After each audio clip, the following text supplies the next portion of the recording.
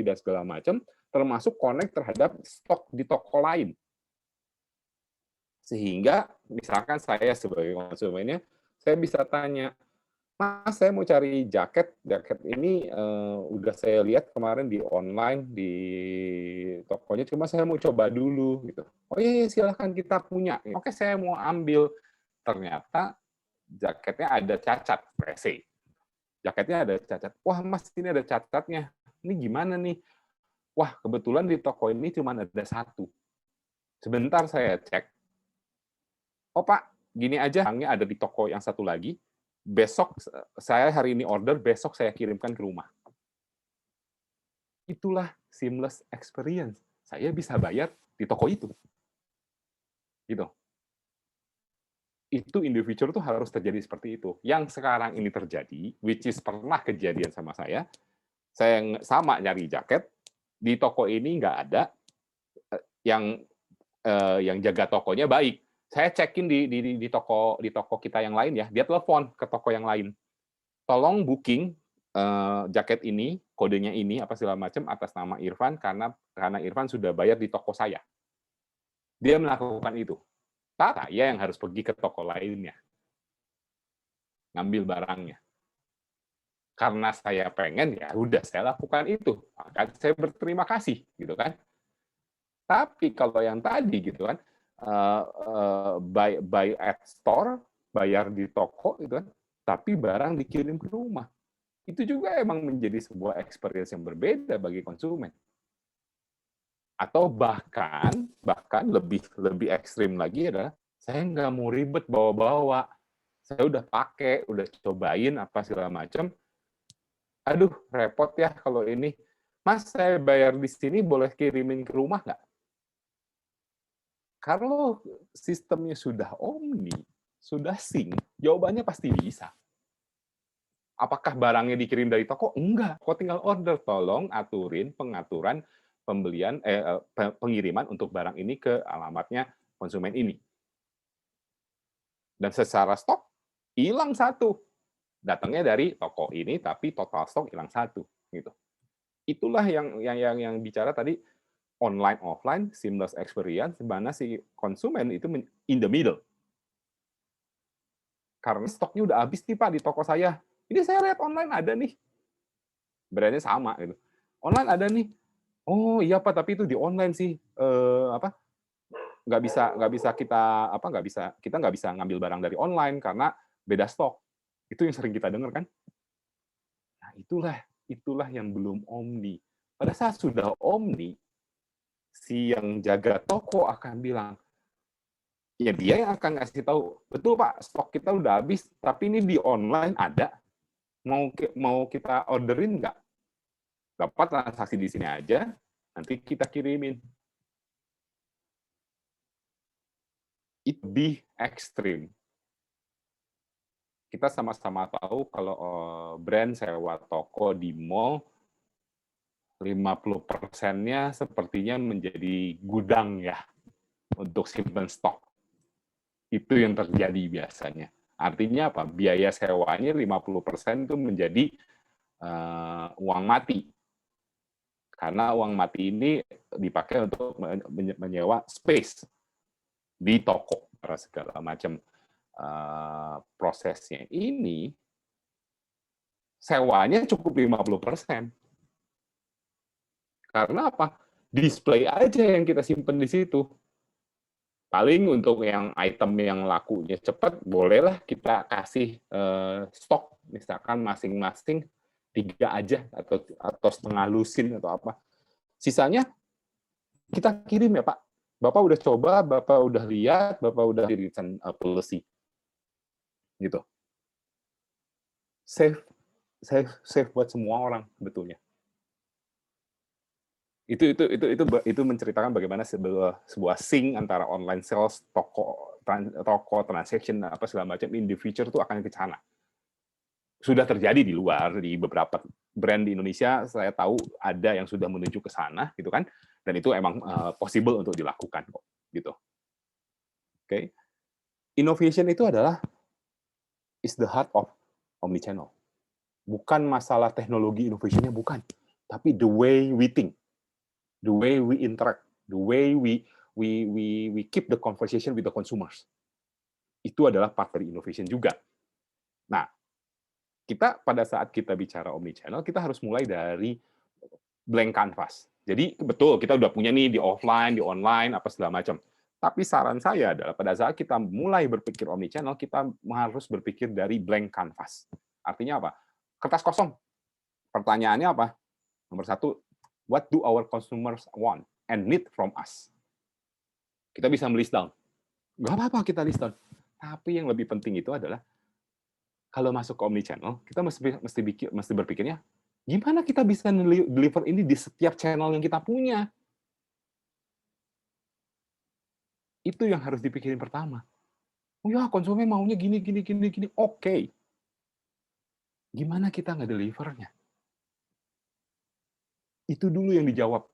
Ini pertanyaan dasar. Kalau kita sudah bisa menjawab ini, how we deliver this across all channel. Artinya across, saling berhubungan dengan masing-masing channel dan saling mendukung satu channel dengan channel lainnya. Kalau kita sudah bisa menjawab ini, kita artinya sudah one step ahead. Kita udah bisa mulai menerapkan, gitu kan? Dari situ larinya kemana? Larinya ke sini, teknologi at the end. Untuk bicara tentang visinya tadi. Teknologi ini kalau ditranslate ke omnichannel, apa? Bagaimana kali kita bisa mengintegrasikan antara yang di web, mobile, sosial, dan store channel. Yang tadi saya cerita di sebelumnya. Bisa beli di sini, ngambil di sana, apa segala macam. Itulah integrating the teknologi dengan di sini. Di sini itu yang terjadi. Habis teknologi apa? Consumer journey across all channel. Anggaplah kita sebagai konsumen, kita mau beli di toko gimana, belinya online journey-nya gimana, kalau beli di marketplace seperti apa. Online tuh di kacamata saya ada dua ya, marketplace dan online store atau branded e-commerce yang di-own oleh brand. Gitu ya. Itu penerjemahan dari kacamata online store tadi yang saya bolak-balik sebut, bukan hanya di marketplace gitu ya. Itu tapi customer journey-nya kita harus tentukan. Di sini akan begini, bisa jadi customer journey-nya berbeda, bisa jadi sama, gitu kan? Saya nggak tahu. Itu masing-masing brand punya story to tell masing-masing. Yang penting adalah pada saat masuk ke omnichannel, kita mesti mapping touch point ini. Mana appropriate channel yang emang bisa meng-create the right functionality untuk brand ini. Functionality ini apa? Kalau kita sudah memapping ini dan kita bisa melihat bahwa, oh, tipikal konsumen audiens kita, tipikal konsumen kita, setelah dianalisa, ternyata emang mereka lebih senang belanjanya di toko. Sebagian besar dari mereka masih senang belanja di toko. Oke, habitnya mungkin belum berubah. Oke, kalau gitu saya di toko mesti ngapain? Itulah functionality. Setelah di toko ada ngapain, nanti saya bisa ada beberapa yang bisa saya push ke online nggak dari konsumen-konsumen saya? Atau emang konsumen kan tadi baru sebagian besar, berarti ada sebagian lainnya yang emang bicara online. Di online kita harus ngapain? Sehingga journey ini bisa kita atur, sehingga experience-nya bisa menjadi penting bagi si konsumen. Dan experience-nya ini yang akan menentukan services apa yang harus kita tawarkan pada saat kita bicara di online tadi. Gitu. Oke? Dari sini, masuk lagi ke setelah customer journey, apa lagi? Transforming your business at the right pace and time. Omnichannel ini requires a steady progress. Yang tadi saya bilang, kita jangan mau semuanya harus ada di dalam tempat saya, karena saya pengen dilihat sebagai yang paling superior, gitu kan. Pertanyaannya adalah, konsumennya perlu atau enggak? Balik lagi, di consumer journey tadi akan menentukan konsumen brand saya, perlu atau tidak. Jangan lihat tetangga. Tetangga mungkin kategorinya berbeda, keperluannya berbeda. Tapi brand saya perlunya di mana? Konsumen brand saya perlunya di mana? Gitu. Karena ini terlalu racing, nggak akan menciptakan error. Terlalu lambat akan ketinggalan gitu. Artinya emang pelan-pelan gitu kan, akan pelan-pelan gitu. Apakah emang diperlukan multi payment gateway? Apakah emang diperlukan kontak center khusus atau kontak center yang harus kita pakai dan untuk nelponin terus orang-orang konsumen kita untuk remind, untuk belanja apa segala macam atau gimana gitu. Journey yang tadi saya bilang consumer journey tadi dengan touch point-nya itu yang harus kita lihat dan harus kita define bareng-bareng gitu ya. Nah, dari situ masuknya lagi adalah ke sini. Allow consumer untuk research to your digital channel and experience in your physical channel. Yang tadi saya bilang di depan. Omnichannel adalah tempat konsumen melakukan research sendiri. Tapi yang penting adalah jangan pusing. Transaction-nya can be happen everywhere. Tergantung tadi konsumennya prefer beli di mana. Karena that's the very definition of omnichannel thinking gitu. Jangan jadi rebutan kue gitu. Tim online sales sama tim toko rebutan sales. Saya maunya konsumen beli di sini apa segala macam. Jangan, karena nggak akan jalan gitu loh. Itulah yang menjadi omnichannel thinking. Transaction can happen wherever, dimanapun. Itu basic pemikirannya ya, gitu ya.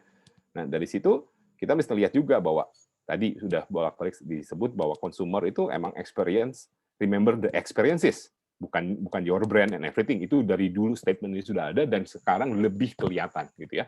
Remember the experiences.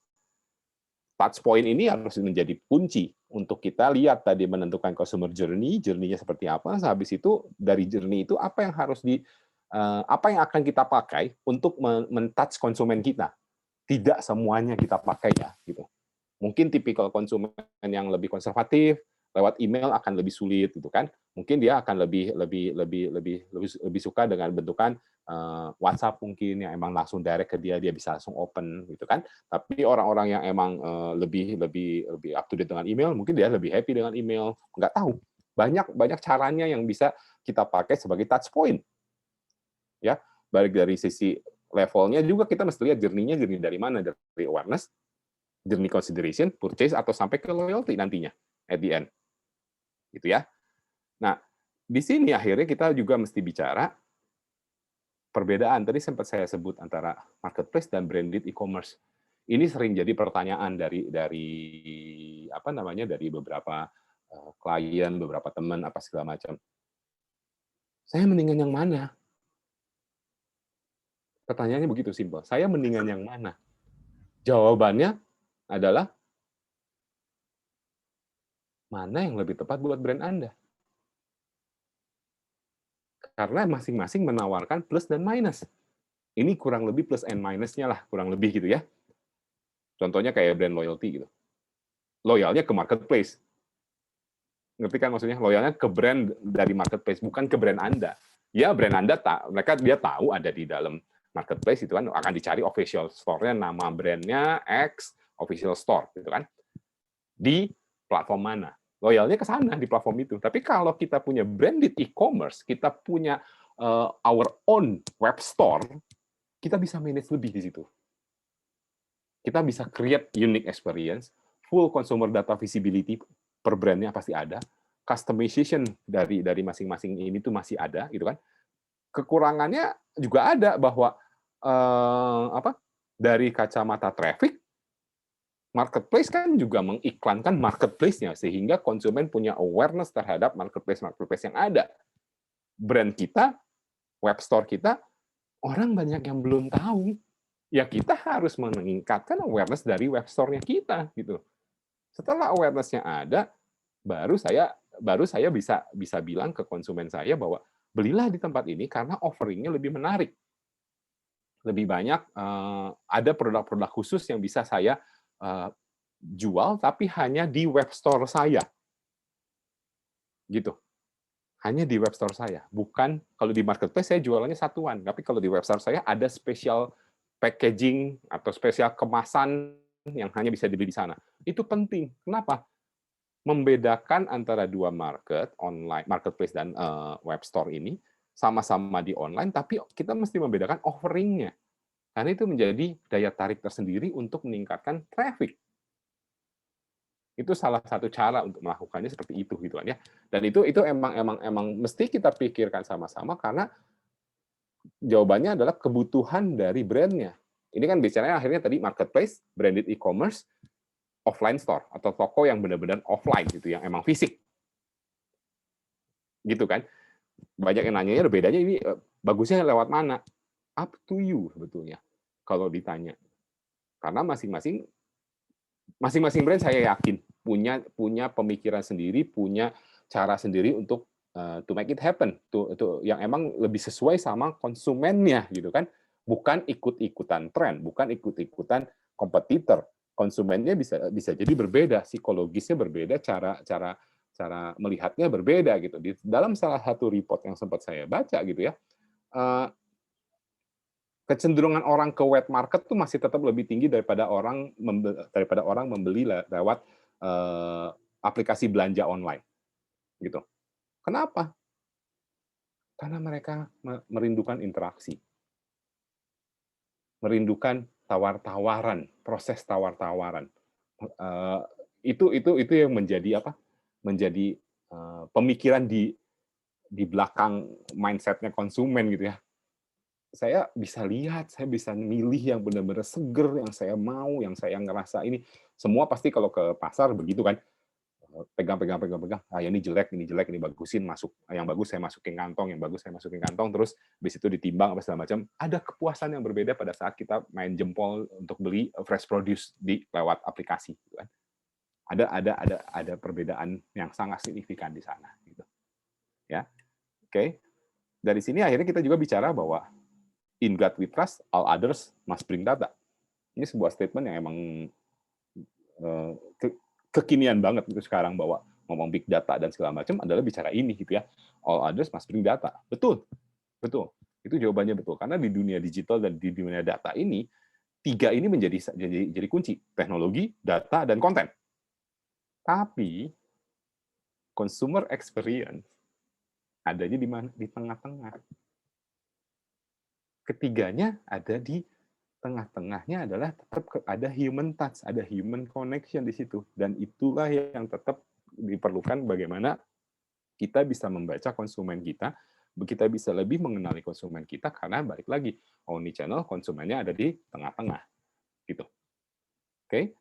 Dari sini, akhirnya kita juga mesti bicara, a happy customer will tell 5 people, whereas an unhappy consumer will tell 11 people. Jangan lupa ini. Udah bicara consumer journey apa segala macam, kita juga mesti memaintain ini gitu loh. Ini dari dulu sampai sekarang tetap berlaku statement ini gitu ya, dari zaman masih bicara word of mouth yang paling basic sampai dengan sekarang gitu kan, dengan word of mouth lewat sosial media gitu kan. Sama, konsepnya sama gitu. Pendekatannya sama. Tapi ya consumer satisfaction tetap menjadi center dari segala macam kegiatan-kegiatan kita. Itu mungkin yang bisa saya share hari ini, gitu ya. Kita bisa ngobrol mungkin abis ini, gitu, untuk lebih jelasnya dan lebih detailnya. Saya kembalikan layarnya ke Pak Freddy dan teman-teman. Siap, luar biasa Mas Irfan. Saya langsung punya banyak pertanyaan nih, Mas. Wah, ini menarik nih teman-teman. Mungkin kalau yang baru masuk atau mungkin yang ada pertanyaan bisa diketik di kolom chat, atau mungkin kalau mau disampaikan bisa langsung nyalakan screen-nya. Monggo, silakan ya. Di sini kita cair aja Mas ya. Karena seperti yang saya bilang tadi, santai aja, ngobrol aja. Karena bagi kami brand DNA itu bahwa kita pengen buat brand community lah. Jadi siapapun bisa sharing di sini. Jadi kalau teman-teman punya pengalaman yang luar biasa, pengen sharing tentang pengalamannya how to building a brand, silahkan ya. Bahwa kita akan sangat happy kalau ternyata kita bisa belajar dari berbagai macam industri, dari berbagai macam point of view, dan luar biasa ya. Dan kita welcome. Dan kalau memang teman-teman ada yang tertarik, bisa follow kita di Instagram branddna.id, bisa nge-DM kita di situ, dan kita nanti akan coba diskusi via itu. Oke, Mas, sambil menunggu pertanyaan dari yang lain, Mas.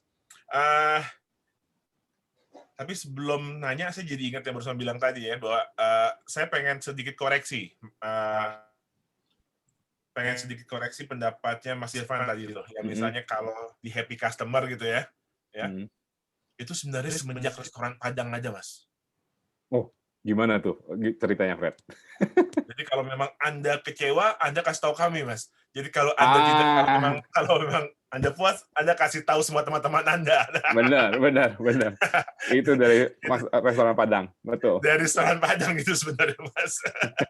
Oke, ada satu pertanyaan, Mas Irfan. Ketika tadi Mas Irfan bilang, memang kita selama ini ketika kita berpikir ketika kita berpikir omni ya, dari situ kita berpikir, ini online, ini offline. Ya, Not only single, tapi juga multi. Ya. Dan saya barusan mendapatkan satu insight yang luar biasa, jadi ketika bicara omni channel, itu adalah multi plus plus. Jadi maksudnya, this is a seamless experience. Jadi kapanpun kita mau convert, di situ bisa ya Mas ya? Dan betul, terintegrasi antara online dan offline. betul. Nah, yang jadi pertanyaan saya Mas, kalau kita bicara platformnya itu adalah milik kita sendiri, bahwa kita punya toko, terus kemudian kita punya website. Nah, tapi kan kadang-kadang with the power of the e-commerce, with the power of marketplace, kita bicara brand preference konsumen kan saat ini terjadi perubahan yang signifikan. Ya, ketika kita pengen beli barang, kita bukan lagi mikir, kita pengen beli satu produk brand. Tetapi di mindset kita semua pikir, kita belinya di mana ya? Oke, misalnya saya bicara, saya ini biasa pakai merek sabun X misalnya.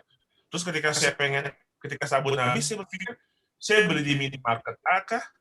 Atau di minimarket B kah? Atau di C kah?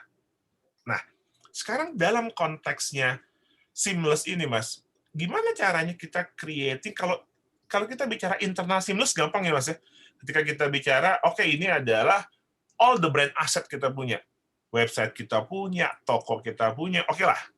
Tapi ketika gimana kita harus mengkombinasikan ini sama marketplace, which is marketplace itu punya bargaining power sendiri. Nah, dan kita nggak pernah tahu sebenarnya konsumen kita masuk kita dari mana kan, Mas? Apakah dari toko, apakah dari website, atau bahkan dari e-commerce orang gitu. Nah, how to create those kind of seamless, Mas Irfan? Oke, balik lagi.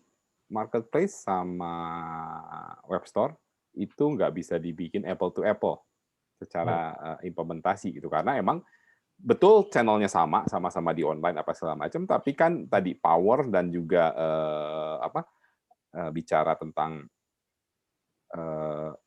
kekuatan si marketplace ini, namanya juga marketplace gitu kan, dia secara traffic sudah meng-create banyak banget traffic masuk ke situ gitu kan, sehingga ya konsumen kita tidak bisa bilang ini bisa apple to apple sama si web store, tidak bisa gitu kan. Nah, artinya apa?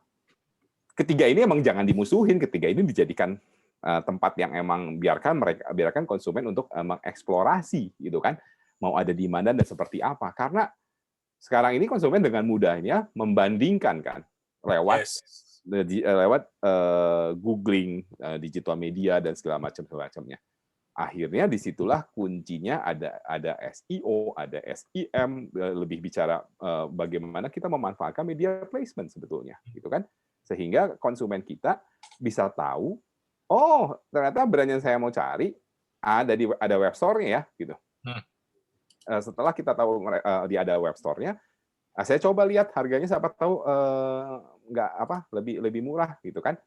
Dan pada saat konsumen pindah ke web store kita, secara tampilan kan udah lebih fokus ya. Masuk langsung ke brand X ini produknya ada segala macam, kategorinya banyak apa segala macam. Konsumen udah langsung lihat in your face. Sementara di marketplace masuk dulu, search gitu kan. Habis itu masih ketemu seller-seller yang lainnya yang menjual produk yang sama gitu kan, dengan harga yang berbeda gitu kan. Padahal barangnya sama. Gitu. Belum habis itu kita masih ketik, bahkan setelah kita ketik official store gitu kan, tetap kan yang seller-seller lain tiba-tiba keluar lagi sponsor page dari marketplace untuk brand lain yang sejenis kompetitor gitu kan. Akhirnya marketplace menjadi another Google. Unquote gitu kan. Experience yang kita nggak sama jadinya gitu. Jujur saya pas lagi kalau udah beli di marketplace, kadang pusing dengan tiba-tiba keluar banner ini apa segala macam gitu kan, terganggu lah ini experience-nya gitu kan. Tapi kalau udah lihat masuk ke web store, ke our own store, ya tampilannya ya udah punyanya brand ini, saya bisa nyari, saya udah suka sama brand ini, saya bisa pilih another produk yang lain dengan tanpa, dalam tanda kutip, tanpa gangguan-gangguan yang berarti. Ya kan? Sehabis itu, saya bisa men-tracking behavior-nya. Sebagai brand owner, pada saat masuk ke website, kita bisa pasangin tracking ID di website kita untuk tahu saya datang berapa kali ya. Kenapa setiap masuk sampai halaman ini orang ini keluar ya dari halaman dari website saya? Oh, saya mesti ngelakuin apa nantinya? Kalau misalkan saya orang ini masuk terus completing the journey sampai check out dan bayar gitu kan? Sampai dikirim. Ada juga orang lain yang selalu masuk lihat habis itu begitu udah add to cart masuk ke keranjang tapi udah sampai situ. Artinya apa? Pada saat nanti orang ini keluar dari website itu, itulah fungsinya retargeting kan, retargeting untuk ads itu tadi gitu kan. Jadi kita bisa mengingatkan, hey, Anda udah lihat-lihat ada yang kurang apa, atau kita bisa meremind dengan mungkin mau coba produk yang ini, mungkin mau coba produk yang itu. Experience itu menjadi direct experience ke si konsumen. In the meantime, di marketplace sepertinya susah ya ngelakuin itu, gitu kan? Itu salah satu kelebihan di si web store ini, gitu, di mana kita balik lagi consumer experience menjadi kunci, gitu kan? Dan consumer experience ini bisa dibantu oleh teknologi tadi, baik lewat ads tadi, lewat Instagram, ads sosial media, ads dan segala macam, gitu. Itu kita bisa men-tracking itu, gitu. Dan dengan mudah masuk lagi, bisa lihat lagi behavior-nya, bisa lihat lagi segala macamnya. Dan itu yang emang sering terjadi kan, semua orang sekarang dikejar-kejar sama iklan di dalam sosial media gitu kan.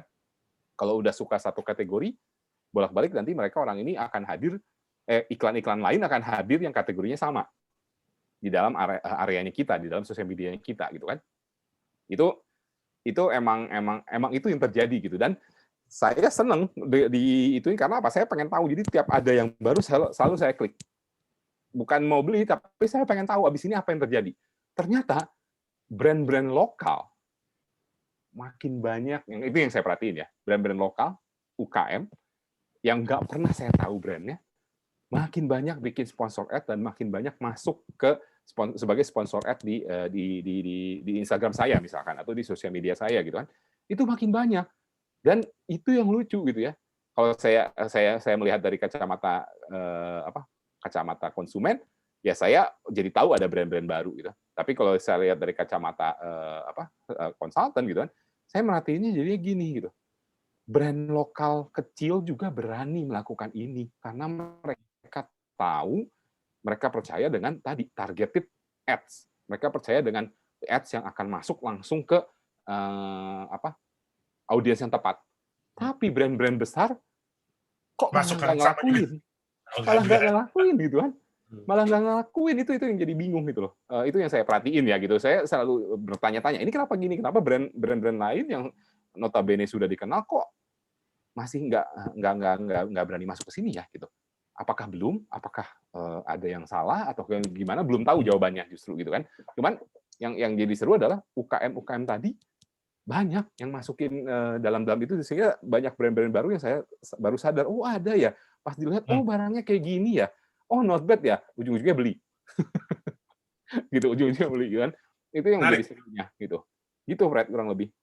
Oke. Mas, ini ada satu pertanyaan dari Mas Gary Wijaya dari Boga Group, Mas. Ya. Hi everyone, we are from the food and beverage business. Is a very interesting topic indeed, and we believe that we are selling experience in the restaurant. We try to go online marketplace, and we see that we have lost that experience. The question is, how do we bring those experience? Kita bicara restoran nih Mas ya. Those experience using omnichannel ini menarik nih Mas ya. Betul, itu emang akhirnya banyak omnichannel yang seolah-olah fokusnya adalah ke produk, gitu kan? Yes, nanti service nih Mas, gimana nih Mas? Nah, itu seru, emang seru. Itu seru banget itu. Jadi setelah saya pelajari lebih dalam gitu ya, kuncinya tetap satu, consumer experience gitu kan. Consumer experience ini pada saat kita bicara lewat tadi kalau bicara omnichannel, let's say di restoran gitu ya, itu berarti kan kita mesti melibatkan yang namanya adalah display digital signage sebetulnya. Harus kita manfaatkan itu gitu kan ya. Sekarang ini di restoran kalau kita duduk mau kondisi normal atau COVID sama aja gitu sebetulnya, experience-nya kan kita datang, kita duduk, kita dikasih menu gitu kan. Terus sekarang ini lebih gara-gara COVID menunya bisa di-scan. Iya. Kalau nggak ada COVID menunya nggak di-scan, pasti di-print. Ya kan? Nah, kita mesti manfaatin itu. Pada saat kita nge-scan tadi, masuklah kita, yang seringnya sekarang terjadi adalah masuklah kita ke PDF. Harusnya masuknya ke mana? Ke website. Di mana dalam website itu kita bisa mau lihat yang lain atau langsung ke menu harus ada opsi itu gitu kan. Tapi let's say kita udah pilih-pilih di menu apa segala macam, udah pilih ya apa segala macam, kita masih di dalam website itu kan. Kita bisa lihat cara menggoreng ala restoran ini gitu kan. Atau experience yang biasa kelihatan di kitchen kan kadang-kadang orang suka nonton ya, kalau masak tuh apinya kemana-mana gitu kan. Dan itu kadang-kadang dijadikan atraksi kalau open kitchen gitu kan. Itu sering jadi atraksi. Kenapa nggak kita turn that experience di dalam sebuah video di dalam website kita pada saat konsumen ini menunggu? Ya kan? Dan juga nantinya pada saat kita konsumen ini sudah mulai masuk ke sana, tadi tracking tadi bisa kita pakai, bisa kita tempatkan supaya besok-besok pada saat konsumen datang lagi ke situ untuk beli gitu lewat web store-nya apa segala macam, bisa lewat online belinya, itu mereka dengan mudah kita kasih video-video yang lain, kita kasih lihat video menarik kami yang lainnya, mau diklik linknya masuk ke YouTube, diklik masuknya ke Instagram ya silakan gitu. It's all about the experience gitu kan. Dan kalau nyoba makanan yang nggak bisa ya, nyoba makanan itu adalah different experience-nya, suka atau tidak suka gitu. Tapi experience yang saya maksud ini adalah before we trying the food gitu, sebelum kita makan gitu kan, dan setelah kita makan gitu. Setelah kita makan itu apa? Pada saat kita konsumen kita suruh masuk lewat website apa segala macam, data kita masuk kan di situ. Kita bisa aja minta dimasukkan ngasih promo offer, masukkan data Anda apa segala macam, get 10% directly gitu. Let's say gitu kan, 10% diskon directly gitu. Database kita udah ada di sana. Setelah kita selesai, kita si kasir bisa bilang, Pak Irfan tadi sudah pesennya ini apa segala macam, bill-nya saya email aja ya. Itu salah satu cara. Bill-nya saya email aja. Dari situ pada saat bill-nya di email, di dalam situ ada voucher untuk membeli untuk next purchase atau cashback voucher anything. Sehingga saya bisa memakai itu, bahkan kasirnya bisa bilang, Pak nanti bill-nya saya email, di dalam bill itu ada link untuk Bapak dapetin voucher untuk pembelian secara online, Pak. Kalau Bapak sudah sampai rumah misalkan. Oke, saya dikasih tahu, saya pasti cek lah. Itu salah satu how we can create the omnichannel experience. Balik lagi kuncinya di mana? Consumer journey. Yes. Gitu. Itu salah satu yang bisa kita bicarakan, yang bisa kita explore mungkin nanti ke depannya ya. Balik lagi consumer journey harus. Ya. Ada satu kalimat yang Mas Irfan tadi ada satu kalimat di dalam salah satu slide itu sangat menarik, bahwa salah satu kuncinya adalah di innovations. Ya, jadi ini yang menarik kali ya. Jadi mungkin cara pandang kita ketika kita ngelihat experience itu nanti harus little bit, mungkin bukan out of the box, tapi lo harus ngelihatnya get rid of the box kali Mas ya. Jadi kalau misalnya kita berpikir sekarang, ternyata kalau experience di restoran itu tuh kayak ini. Nah, ini kan kita selalu berangkat dari satu dari satu paradigma yang memang kita pegang, Mas. Iya. Ya? Kita harus keluar dulu dari situ. Harus keluar dulu. Nah, mungkin ada experience lain yang kita selama ini nggak lihat kali, Mas ya. Iya, dan kita mesti berani ngelihat explore dari kategori lain.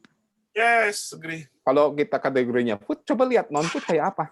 Kenapa mereka pesan-pesan terus ke sana ya gitu. Apa yang menjadi menarik yang bisa kita terapkan mungkin di kategorinya kita gitu kan. Saya pernah ngobrol sama salah satu klien tentang asuransi full service kan berarti kan. Untuk experience omnichannel itu gimana gitu kan. Itu seru banget itu. Jadi tadi ngejawab pertanyaan Freddy gitu kan. Pada saat bicara service sama kuncinya di consumer journey gitu. Pertanyaannya adalah selama ini kalau jualan asuransi papernya luar biasa ya, gitu kan? Banyak banget itu kan, apa segala macam. Gimana membuat itu menjadi sebuah single experience sih di dalam online? Itu dulu yang mesti dipikirin. Tapi tanpa menyalahi aturan ya, gitu. Sebetulnya kan lebih ke mukanya yang di depan gitu kan, tampilannya, experience UI UX yang di depan kita sebagai konsumen gitu kan, yang akan seolah-olah mempermudah gitu kan. Dari situ kita akhirnya ada satu asuransi yang saya tahu dia emang pendekatannya selalu online gitu kan, tapi bukan berarti tidak ada paperwork, ada tetap paperwork gitu kan. Itu adalah kerjaan dari back office yang harus mensupport si audiensnya gitu kan. Dan regulasi itu lagi bola kan. Dan itu regulasi harus nggak bisa hilang. Ya nggak mungkin lah digital sign terus dianggap sah gitu kan, ya susah gitu kan di asuransi gitu kan. Nah tapi dari sana akhirnya banyak yang bisa dilakukan gitu ya, misalkan masalah reminder, masalah apa segala macam itu pasti gitu kan, itu emang sering terjadi sekarang. Dan yang lebih penting lagi adalah meng-attract new user gitu kan, potensial user pada saat kita bicara service ini gitu kan. Yang kita balik lagi ngelihat get rid of the box gitu kan, itu sangat penting. Contohnya gini Fred, itu kalau yang sering saya kepikiran gitu, asuransi mobil. Kenapa? Pertanyaannya gini, kenapa cuma dikasihin ke mobil yang baru ya? Komposisi mobil baru versus komposisi mobil second, banyakan mana sih? Yes. Kenapa nggak bikin sebuah asuransi yang emang bisa menjangkau mobil second? Pasti preminya berbeda. Nggak ada masalah. Lebih mahal, nggak ada masalah. Marketnya gede kok di situ. Potensial marketnya ada. Kenapa akhirnya all risk itu cuma berlaku hanya untuk mobil baru dan berlakunya cuma 5 tahun. Yes. Ya, sisanya adalah cuman bukan all risk lah, komprehensif, dan sisanya adalah kalau udah lewat dari situ akhirnya cuman total loss only. Betul, ketakutan tidak ada spare part. Ya kita mesti bikin statement dari dalam situ gitu kan, bahwa kita akan bisa ganti selama spare part-nya ada. Maksudnya itu cara-cara berpikir itu yang tadi get rid of the box itu yang akan membuka diri terhadap kemungkinan penerapan omnichannel in every channel gitu loh, in every brand. Tanpa kita berpikir itu, kita kayak tadi paradigmanya ya itu aja gitu. Ya kan nggak bisa, emang harusnya begini gitu. Ya tadi contoh paling gampang adalah asuransi mobil ini gitu.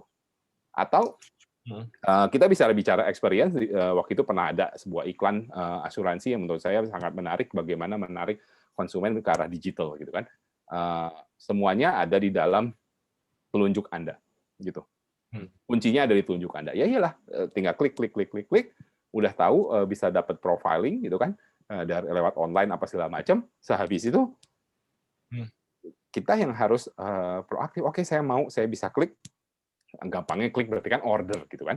Setelah order ini ya harus ada yang kontak dia dong. Atau mau secara digital, oke, kirimin emailnya, kirimin apanya, digital sign apa segala macam, lakukan di sini apa segala macam. Setelah beres, nanti preminya dikirim ke rumah apa segala macam. Udah, kita bisa nggak ketemu sama siapapun agent dan segala macamnya gitu kan.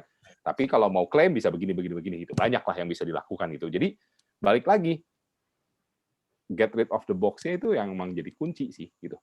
Dengan begitu kita baru bisa menentukan consumer journey yang tepat dan consumer experience yang bisa kita enhance untuk meningkatkan bisnis kita gitu. Itu salah satu contoh. Menarik nih. Ini saya langsung kepikiran satu lagi nih. Mungkin nanti for the next topic kita akan bahas masalah brand experience, Mas Irfan. Itu seru banget. Jadi bukan langsung masalah todong, bro. Langsung todong nanti. Bukan hanya channel ya jadinya ya. Bukan hanya channel, langsung kita ngomong teks gitu. X-nya. Menarik Mas Irfan. Sayangnya waktu sudah jam 8 ya, karena memang kita janji sama Mas Irfan nggak akan lebih dari 1 jam lah. Karena hasil pengalaman kita mengadakan live during this pandemic more than 1 hours itu akan membuat kita brain freeze. Nah, hanya jangan khawatir teman-teman, masih akan ada jilid kedua. Yes, langsung todong dari Mas Irfan. Kita akan atur waktu ya Mas. Nanti mungkin kita akan waktu-waktu Mas Irfan kalau bisa sharing masalah brand experience, UI, UX, NCX. Ya. Nah, ini satu hal yang menarik nih ya. Ya, dulu kita bicara interface, kita bicara user, nah sekarang kita bicara customer experience ya. Jadi stay in tune di branddna.id Instagram, kita akan informasikan Anda kalau ada topik-topik yang menarik. Lagi-lagi, all about brands, we will discuss only about brands, dan kita welcome sharing mengenai brand. Ya. Kita hari ini mendapat satu insight yang luar biasa dari Mas Irfan Permana. Kita belajar bahwa omnichannel nggak sesimpel itu, ya. Nggak hanya sekedar multi-channel, kita jualan online, kita jualan offline, tapi ada seamless experience yang akan melibatkan itu. Proses konversi bisa kapanpun dan dimanapun ya Mas ya. Harus ada integrasi sistem di situ. Nah, semoga hari ini kita mendapatkan satu wacana baru ya dari Mas Irfan Permana, dan semoga ada manfaatnya juga, dan absolutely ini pun sangat bermanfaat bagi saya, dan semoga kita bisa ketemu lagi di pertemuan berikutnya Mas. Saya kembalikan ke Mas Erwan. Silakan Mas Erwan. Thank you Mas Freddy. Mas Irfan, makasih banyak malam ini. Sama-sama Mas Erwan. Kita arrange lagi untuk next topic dengan Mas Irfan di waktu-waktu yang akan datang. Buat teman-teman, terima kasih yang udah join malam ini. Ini acara 2 mingguannya Brand DNA. Silakan pantengin terus di Instagramnya branddna.id untuk topik-topik yang akan datang. Terima kasih semua. Selamat malam. Salam sehat semua. Assalamualaikum warahmatullahi wabarakatuh.